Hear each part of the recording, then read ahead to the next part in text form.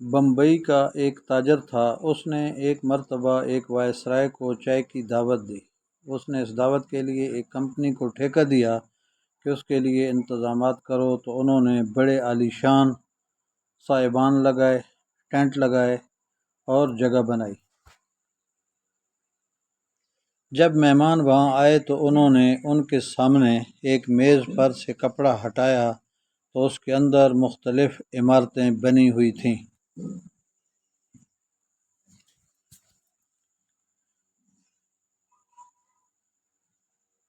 تاج محل بنا ہوا تھا، دہلی کی مسجد بنی ہوئی تھی، لال قلعہ بنا ہوا تھا، گلشن آرا بیگم کا باغ بھی بنا ہوا تھا۔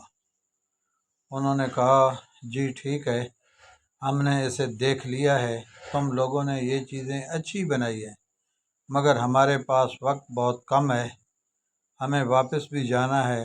آپ لوگوں نے کہا تھا چائے پلائیں گے، چنانچہ اب چائے کا انتظام کریں۔ یہ سن کر کمپنی کے مینیجر نے کہا کہ جناب، ہم نے آپ کے لیے چائے ہی کا انتظام کیا ہے، اس کو ذرا غور سے دیکھیں، یہ دیکھنے میں تاج محل ہے مگر کھانے میں بہترین قسم کا بسکٹ ہے۔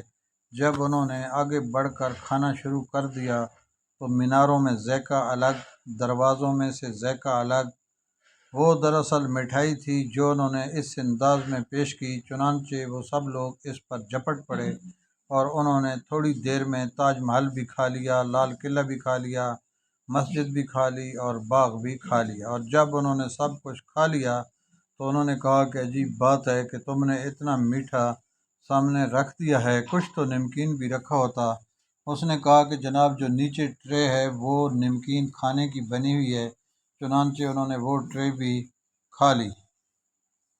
ایک مرتبہ ایک مغل بادشاہ نے ایک ایرانی شہزادے کی دعوت کی۔ جب ایرانی شہزادہ آنے والا تھا تو انہوں نے بڑے خانسامہ کو بلا کر کہا کہ ایک ملک کا شہزادہ آ رہا ہے، تم اس کے لیے ذرا اچھا سا کھانا بنا دینا۔ یہ میزبان کے لیے عزت و وقار کا مسئلہ ہوتا ہے، وہ چاہتا ہے کہ میں مہمان کو ایسا کھانا پیش کروں جس سے اس کی عزت یا جیسے میرے دل میں اس کی محبت ہے۔ چنانچہ اس نے کہا، بہت اچھا۔ جب ایرانی شہزادہ اپنے دوستوں کے ہمراہ آ کر بیٹھا تو تھوڑی دیر تک گفتگو ہوتی رہی۔ پھر کھانے کا وقت ہوا تو خانسامہ کو اشارہ کیا، آپ ان کے کھانے کے لیے کچھ لائیے۔ چنانچہ وہ ایک بڑا سا برتن ڈھکا ہوا لایا، اسے اوپر سے خوب سجایا گیا تھا جیسے گفٹ پیک ہوتا ہے۔ اس نے لا کر اسے ایرانی شہزادے کے سامنے پیش کیا کہ اسے قبول کیجیے۔ ایرانی شہزادے نے جب اس کو کھول کر دیکھا تو اس کے اندر ایک بھینسے کا کٹا ہوا سر پڑا تھا اور اس کی گردن میں سے خون بھی نکل رہا تھا۔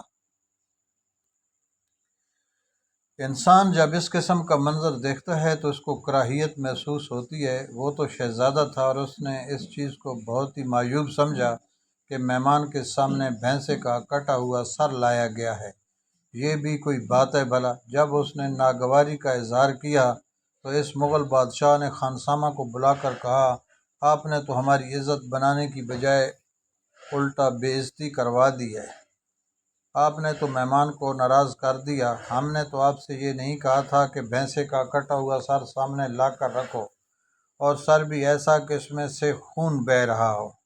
ہم نے تو آپ سے کہا تھا کہ مہمان کے لیے کوئی اچھا سا کھانا تیار کر کے لاؤ۔ خانسامہ نے جواب دیا کہ جناب، میں نے یہ کھانا ہی تو تیار کیا ہے، کاش اس شہزادے کے اندر اتنی اہلیت ہوتی کہ وہ اس کی پہچان کر سکتا، یہ کھانا ہی ہے، آپ ذرا اس کو کہیں کہ وہ اسے ذرا کھا کر دیکھے۔ جب شہزادے نے اس کو ذرا قریب کر کے دیکھا تو وہ دراصل مختلف کھانے بنے ہوئے تھے، آنکھیں مختلف ذائقہ کی تھیں، سر مختلف ذائقہ کا تھا، دانتوں میں اور قسم کا ذائقہ تھا، اور جس کو وہ خون سمجھ رہا تھا وہ مشروب اور ذائقے کا تھا۔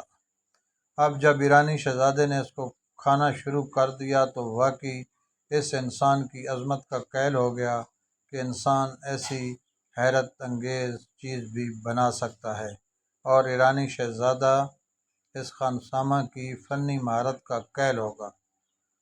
دوستو، اگر میری یہ ویڈیو پسند آئی ہو تو پلیز اس کو لائک کریں اور میرے چینل کو سبسکرائب کریں اور بیل آئیکن کو بھی پریس کر دیں۔